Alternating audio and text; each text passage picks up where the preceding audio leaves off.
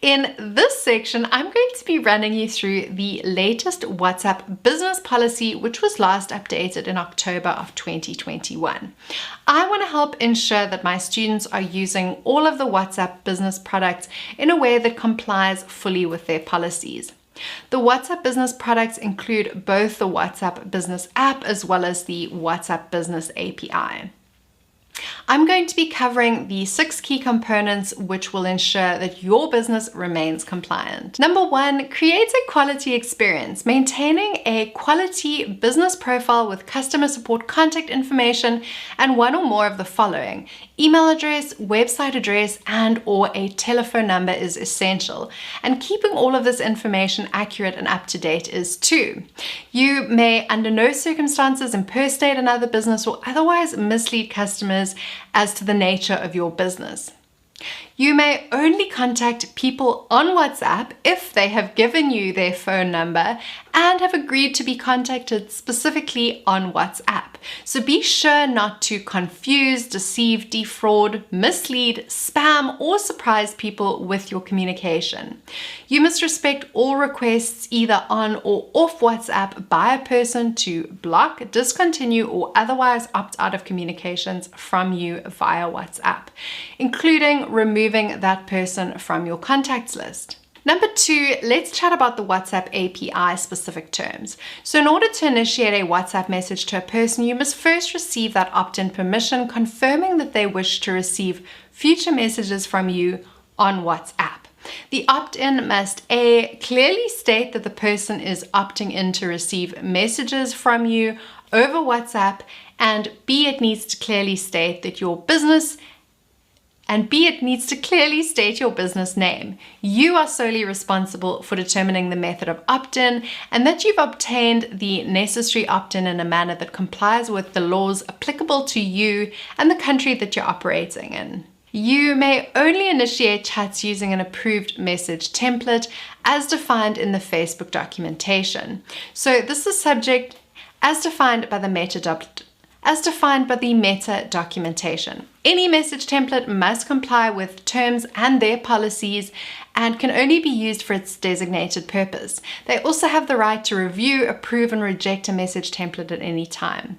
If a person initiates a chat with you, you may continue that conversation via WhatsApp for up to 24 hours after the last message sent to you by that person without charge. So that's called the 24-hour window. Outside of this 24-hour window, you may only send messages via approved message templates for which Meta will charge the applicable rate. You may use automation when responding during this 24-hour window, but must also have available prompts, clear and direct escalation paths to human agents. These escalation paths include in-chat, human agent transfer, phone number, or email web support. In-store visits, for example, visiting the retail store or bank, and a support form. Number 3, you want to be protecting data and complying with the law. So you're of course responsible for and therefore must secure necessary notice, permissions, and consents to collect, use, and share people's content and information, including maintaining a published privacy policy and otherwise complying with any applicable law in your country. Do not use any data obtained about a person that you're messaging on WhatsApp and then use it for any other purpose other than that what is reasonably expected to support the messaging with that person. So don't share or ask people to share full-length individual payment card numbers, of course, financial account numbers, personal ID card numbers, or other sensitive and personally identifiable information. You may not forward or otherwise share any of this information from a customer chat with any other customer either. Number 4 is all about prohibited organizations and use. WhatsApp, of course, prohibit the use of WhatsApp for Business products to facilitate and organize any kind of criminal activity, including exploiting or causing physical, financial, or any other harm to people, businesses, or animals. So organizations cannot wrongfully discriminate either, suggest any sort of preference for or against people because of any kind of personal characteristics. Organizations that primarily publish news content must also be registered as a news page through Facebook. So that's also important to consider.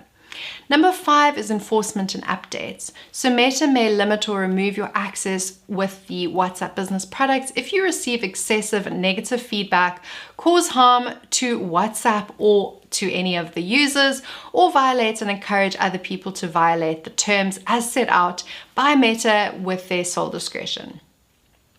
In terms of the best practices for opt-in, you want to be driving high quality conversation between people and businesses as the top priority. So people are going to be able to block or report your business at any time, and the WhatsApp systems will rate the quality that a business is actually getting over a sustained period of time.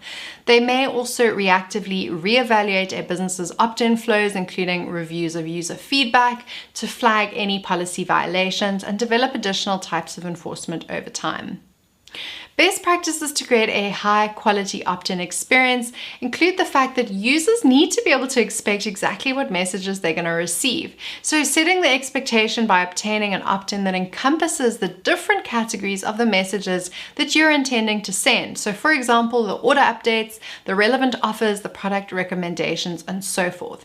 So this is really going to mitigate the risk that a user is going to block your business because they're receiving unsolicited messages. Providing these clear instructions for how people can opt out of receiving either all or specific categories of your messages is also important, and then honoring these requests. Ensuring that your opt-in and opt-out flows are clear and intuitive for users is essential. So clearly communicating the value of receiving the information via WhatsApp is important too.